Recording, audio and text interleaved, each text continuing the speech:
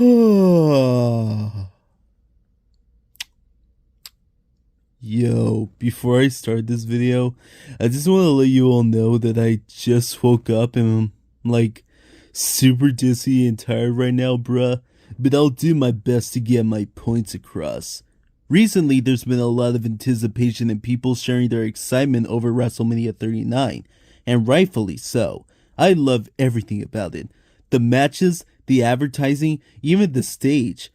I'm tired of listening to people saying, like, WWE fell off, or WWE sucks now, or WWE is dying. Like, dude, the reason why you think your past experiences watching WWE was better is probably because, you used to be the main target audience.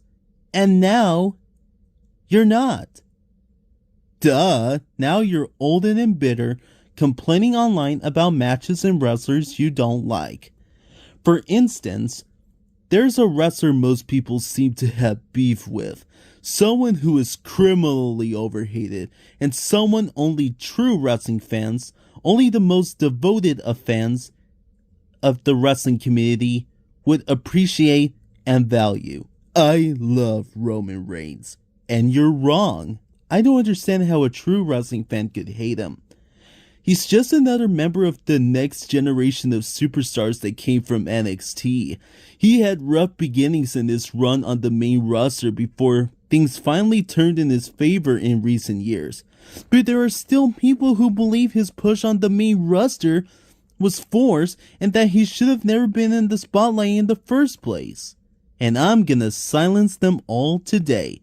So if you think Roman is a bad wrestler, it doesn't matter what you think. Lol. Now I'm sure you're all wondering why I believe Roman is such an amazing wrestler. And that's because, he's the greatest of all time. And I'm right because he said so himself. And if you disagree, you're wrong. Don't you know he comes from a family of wrestlers with members such as Rikishi, the Usos, and The Rock? So you gotta treat him with extra respect if you know what's good for you. People are complaining that anyone who crosses paths with Roman Reigns get buried and deserve better. Can you believe it, dude? The reason why wrestlers keep falling to the bloodline is because they are weak, soft.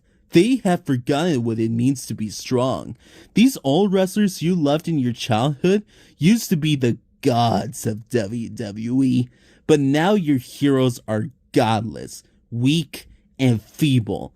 Like, how can you love wrestlers like Bray Wyatt, John Cena, and Brock Lesnar? I mean, look at him. He looks heavy and out of touch with audiences nowadays. Or maybe it's the fact he was never good, that he is overrated? When he said, "Anyone but you, Roman," it's because he's just a jealous man. He went from being a Waylon Mercy ripoff to a freak in a mask who can't handle the responsibility of being the top star of WWE. Sure, he had a good run during his time leading the Wyatt family, but he soon became irrelevant after he lost to Cena at WrestleMania 30, and eventually the family became faded into obscurity. Wyatt's worst enemy is Wyatt. He is responsible for his own downfall. The matches where he lost to Cena, Taker, Orton, Goldberg, and the head of the table, that was his own fault. That was his mistake.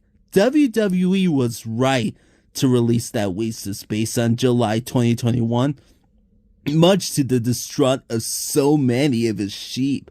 I was so happy with him gone until he returned on the night of Extreme Rules from last year. Like, what were you thinking, Triple H? I literally wanted to scream at the top of my lungs, but only decided against it at the mercy of my neighbors. What has he done to justify his return? Nothing. Absolutely nothing, dude. Faith fans love to claim he is a creative genius in a desperate attempt to justify his relevance. But it doesn't matter what he has accomplished. He's just as stale as he was 9 years ago.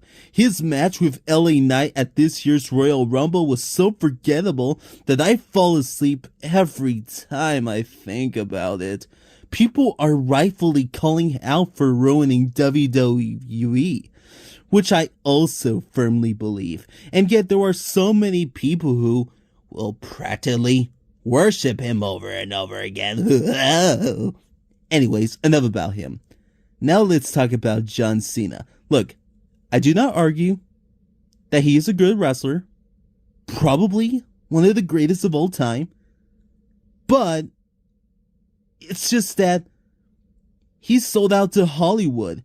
And what now is he gonna do in WWE? Have a match with Austin Theory? Are you kidding me? I only see how lame he is now compared to when he was in his prime. But whatever, I guess. And finally, let's talk about Brock. There's a certain individual whining about how WWE turned him into a joke, but what he fails to realize is that WWE actually did Lesnar a favor. I don't know if you can tell, but he was kinda garbage back in the old days. But WWE made the brilliant decision to turn him from that into a friendly farmer man. And they made the perfect decision to not have him beat Roman again for the championships. So he's okay for the most part.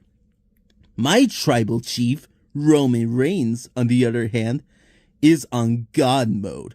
Or more specifically, he is greatness on a different level. It's no wonder the Usos and even Solo Sikoa decided to join his side so easily with no hesitation or pressure whatsoever. Especially the Usos. They joined him willingly with no reluctance, or being abused by their tribal chief, or under threat of getting kicked out of their family, and he gave them everything in return, thus creating the bloodline, which is the greatest wrestling staple of all time that puts even the New Day to shame. He loves his family, and to claim otherwise is to deliberately paint him in a negative light. He's so charismatic to a major degree that even I will want to join his side if I could. But I guess it's hard to convince a bunch of his haters. People got mad when he won the 2015 Royal Rumble. People got mad when he beat Undertaker at WrestleMania 33. And people got mad when he understandably beat the crap out of Sami Zayn for betraying his family. Let's talk about that for a bit, shall we? If you were Roman, what would you do if someone betrayed you or your family? Wouldn't you want to beat the crap out of them? If you're willing to let that slide, then that is not normal at all.